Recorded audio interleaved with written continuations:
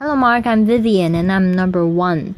And the title of the speech is The Emergent Genius of Ant Colonies. The speaker is Deborah Gordon and I'm a sophomore.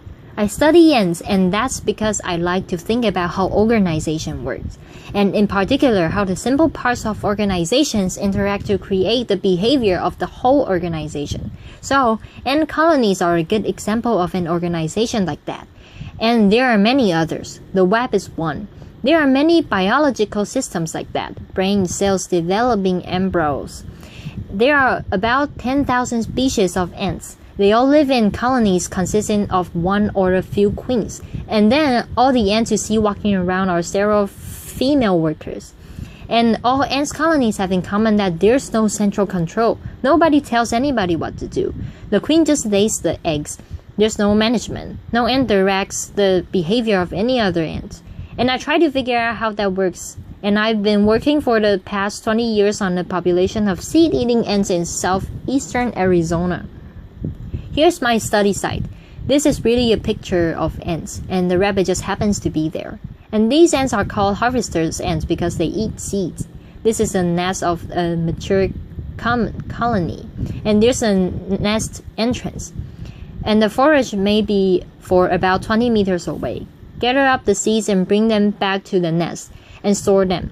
And every year I go there and make a map of my study site. This is just a road. And it's not very big. It's about 250 meters on one side, 400 on the other.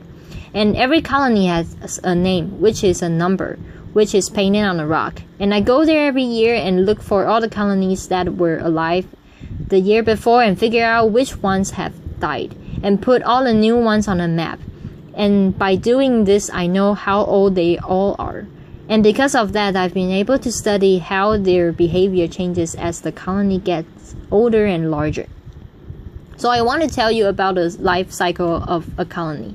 Ants never get more ants. Colonies makes more colonies. And they do that each year, sending out the reproductives.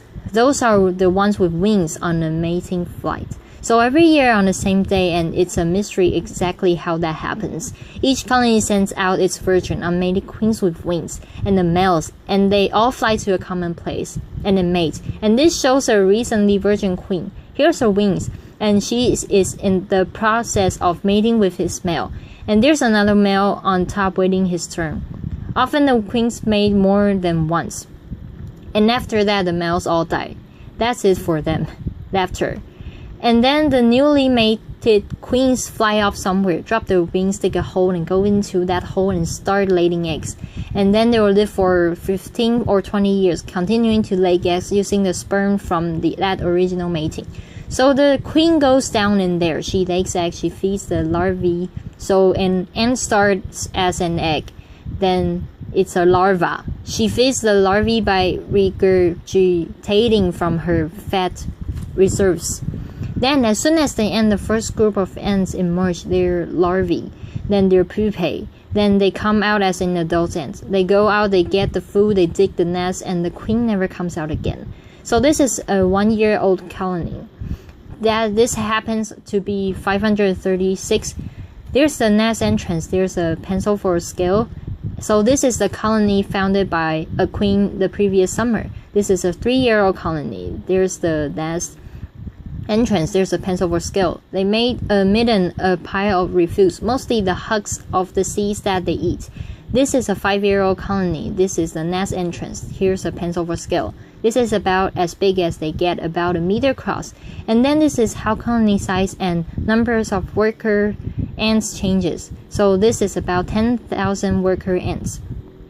Changes as a function of colony age in years. So it starts out with 0 ants, just the founding queen, and it grows to a size of about 10 or 12,000 ants when the colony is 5.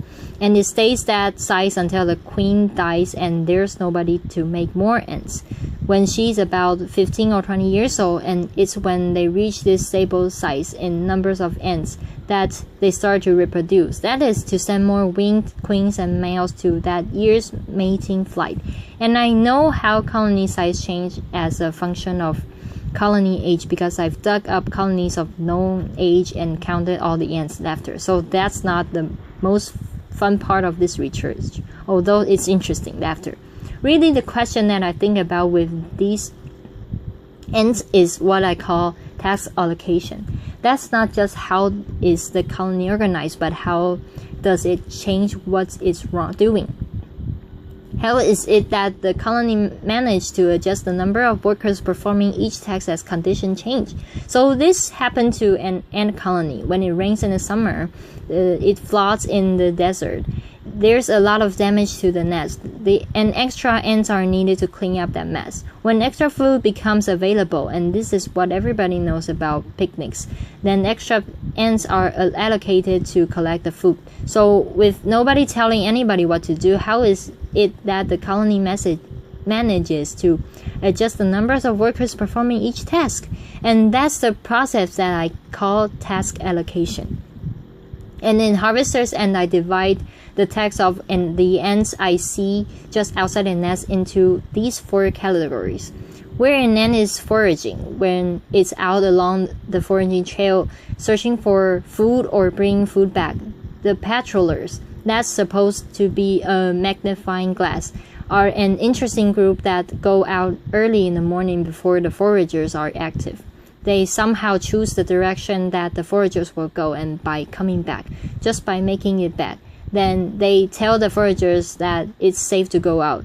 Then the nest maintenance workers work inside the nest, and I wanted to say that the nest look a lot like Bill Lynchman's house. That is, that there are chambers inside. They line the walls of the chambers with moist soil, and it dries to a kind of an absorb-like surface in it. It also looks very similar to some of the cave strolling of the Hopi people that are in that area. And the nest maintenance workers do that inside the nest, and then they come out of the nest carrying bits of dry soil in their mandibles. So you see the nest maintenance workers come out with a bit of sand, put it down, turn around, and go back in. And finally, the midden workers put some kind of territorial chemical in the garbage. So what you see the midden workers doing is making a pile of refuse. On one day, it'll all be here, and then the next day they'll move it over there, and then they'll move it back. So that's what the midden workers do. And these 4 groups are just the ants outside the net. So that's only about 25% of the colony, and they're the oldest ants. So an ant starts out somewhere near the queen, and when we dig up nests, we find they're about as deep as the colony is wide. So about a meter deep for the big old nests. And then there's another long tunnel and a chamber where we often find the queen. After 8 hours of hacking away at the rock with pickaxes, I don't think that chamber has evolved because of me and my backhoe and my crew of students with pickaxes, but instead because when there's flooding, occasionally the colony has to go down deep. So there's this whole network of chambers. The queen's in there somewhere. She just lays eggs. There's the larvae, and they consume most of the food. And this is true of most ants, that the ants you see walking around don't do much eating. They bring it back and feed it to the larvae. When the foragers come in with wood, they just drop it into the upper chamber. And other ants come up from below, get the food, bring it back, husk the seeds, and pile them up. There are nest maintenance workers working throughout the nest. And curiously and interestingly, it looks as though at any time about half the ants in the colony are just doing nothing. So despite what it says in the Bible about, look at the ants though staggered. In fact, you can think of those ants as reserves. That is to say, if something happened, and I never seen anything like this happen, but I've only been looking for 20 years. If something happened, they might all come out if they were needed. But in fact, mostly they're just hanging around in there. And I think it's a very interesting question. What is there about the way the colony is organized that might give some function to a reserve of ants who are doing nothing? And they're sort of stand as a buffer in between the ants working deep inside the nest and the ants working outside. And if you mark ants that are working outside and dig up a colony, you'll never see them deep down. So what's happening is that the ants work inside the nest when they're younger. They somehow get into this reserve. And then eventually they get recruited to join this extra workforce. And once they belong to the ants that work outside, they never got back down. Now most ants, including these, don't see very well. They have eyes, they can distinguish between light and dark, but they mostly work by smell. So just to reinforce that what you might have thought about the queens isn't true. Even if the queen did have the intelligence to send chemical message through this whole network of chambers to tell the ants outside what to do, there's no way that such messages could make it in time to see the shifts in the allocation of workers that we actually see outside the nets. So that's one way that we know the queen isn't directing the behavior of the colony. So when I first set out to work on task allocation, my first question is, what's the relationship between the ants doing different tasks?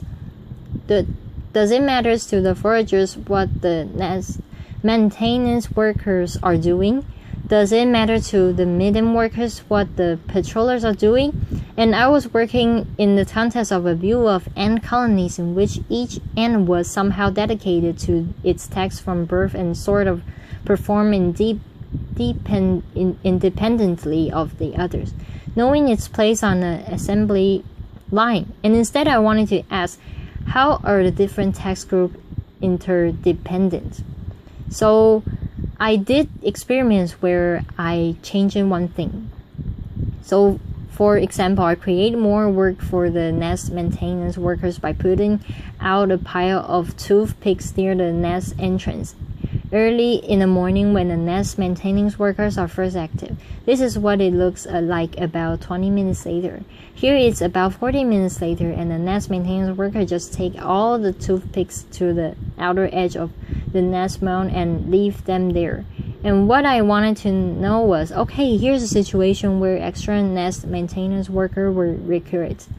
Is this going to have any effect on the workers performing other tasks? Then we repeated all these experiments with the ant marked. So here's some blue nest maintenance worker, and lately we've gotten more sophisticated and we have this 3-color system, and we can mark them individually so we know which ant is which. We started out with model airplane paint, and then we found these wonderful little Japanese markers, and they work really well. And so to summarize the result, well, it turns out that yes, the different tasks are interdependent. So if I change the numbers performing one task, it changes the number performing another. So for example, if I make a mess that the nest maintenance worker have to clean up, then I see fewer ants out foraging. And this was true for all the pairwise combination of tasks. And the second result, which was surprising to a lot of people, was that ants actually switch tasks. The same ant doesn't do the same task over and over its whole life. So for example, if I put out extra food, everybody else, the midden workers, stop doing midden worker work and go get the food. They become foragers. The nest maintenance worker become foragers. The patrols become foragers, but not every transition is possible.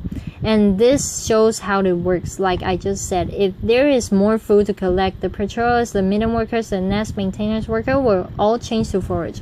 If there's more patrolling to do, so I create a disturbance, so extra patrollers were needed, the nest maintenance worker will switch to patrol. But if more nest maintenance work is needed, for example, if I put a bunch of toothpicks, then nobody will ever switch back to the nest maintenance. They have to get nest maintenance workers from inside the nest. So foraging acts as a sink, and the ants inside the nest acts as a source. And finally, it looks like each ant is decided moment to moment whether to be active or not. So for example, when there's extra nest maintenance worker to do, it's not that the foragers sweep over. I know that they don't do that, but the foragers somehow decide not to come out. And here was the most intriguing result, the task allocation. This process changes with colony age, and it changes like this.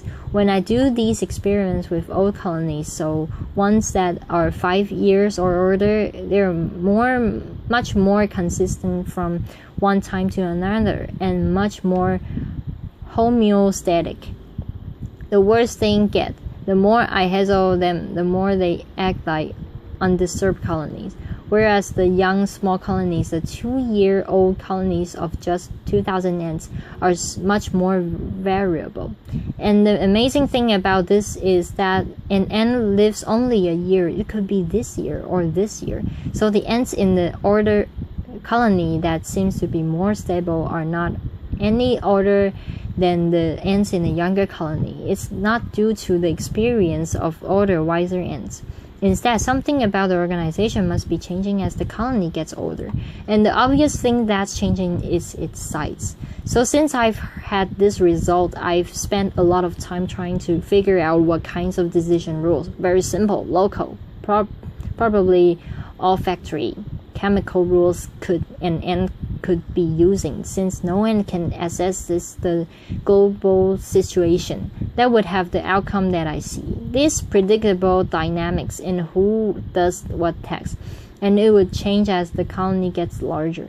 And what I found out is that ants are using a network of internal contact. So anybody who's ever looked at ants has seen them touch antennae. They smell with their antennae. When one ant touches another, is smelling it, and it can tell, for example, whether the other ant is the nestmate, because ants cover themselves and each other through grooming with a layer of grease, which carries a colony's specific odor. And what we're learning is that an ant uses the pattern of its antenna contacts, the rate at which it meets ends of other tasks in deciding what to do. And so what the message is not any message that the transmit from one ant to another, but the pattern itself is a message, and I'll tell you a little bit more about that. But first, you might be wondering, how is it that an ant can tell, for example, I'm a forager, I expect to meet another forager every so often, but if instead I start to meet a higher number of nest maintenance workers, I'm less likely to forage. So it has to know the difference between a forager and a nest maintenance worker. And we'll learn that in the species, and I suspect in other as well. These hydrocarbons, this layer of grease on the outside of ant, is different as ants perform different tasks. And we've done experiments that show that this because the longer an ant stays outside, the more these simple hydrocarbons on its surface change, and so they come to smell different by doing different tasks.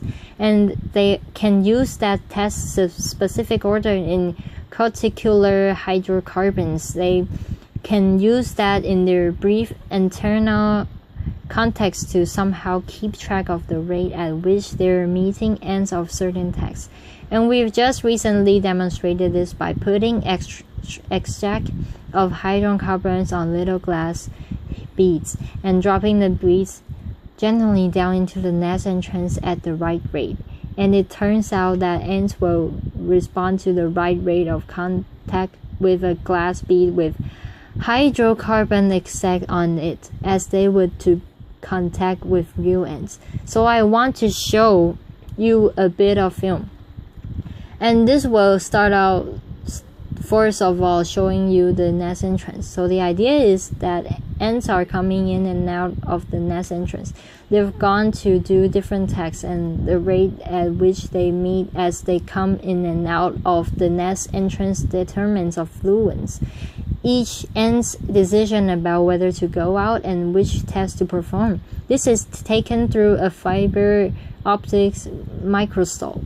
It's down inside the nest. In the beginning, you see the ants just kind of engaging with the fiber optics microscope. But the idea is that the ants are in there, and each ant is experiencing a certain flow of ants past it. A stream of contact with other ants, and the pattern of these interactions determines whether the ant comes back out and what it does when it comes back out. you can also see this in the ants just outside the nest entrance like this. Each ant then, as it comes back in, it contacting other ants, and the ants that are waiting just inside the nest entrance to decide whether to go out on their next trip are contacting the ants coming in. So what's interesting about this system is that it's messy, it's variable, it's noisy, and it's particular in two ways. The first of that, the experience of an ant of each ant can be very predictable, because the rate at which ants come back depends on all the little things that happen to an ant as it goes out and does its tasks outside. And the second thing is that an ant's ability to assess this pattern must be very crude, because no ant can be any sophisticated counting. So we do a lot of simulations and modeling, and also experimental work to try to figure out how those two kind of noise combine to, in the aggregate, produce the predictable behavior of ant colonies. Again, I don't want to say that this kind of haphazard pattern of interaction produce a factory that works with a precision and efficiency of clockwork. In fact, if you watch ants at all, you end up trying to help them because they never seem to be doing anything exactly the way you think that they ought to be doing it. So it's not really that out of those haphazard contexts perfection arises, but it works pretty well. Ants have been around for several 100 million years. They cover the earth except for Antarctica. Something that they're doing is clearly successful enough that this pattern of haphazard context in the aggregate produces something that allows ants to make a lot more ants. And one of the thing that we're studying is how nature selection might be acting now to shape this use of interaction patterns. This network of interaction patterns will perhaps increase the foraging efficiency of ant colonies.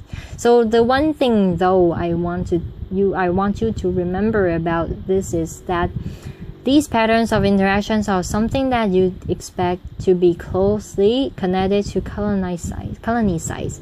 The simplest idea is that when an ant is in a small colony and an ant is a large colony, can use the same rules, like I expect to meet another forager every 3 seconds, but in a small colony is likely to meet few foragers, just because there are few other foragers there to meet. So this is a kind of rule that, as a colony develops and gets older and larger, will produce different behavior in an old colony and a small young one. Thank you. Applause.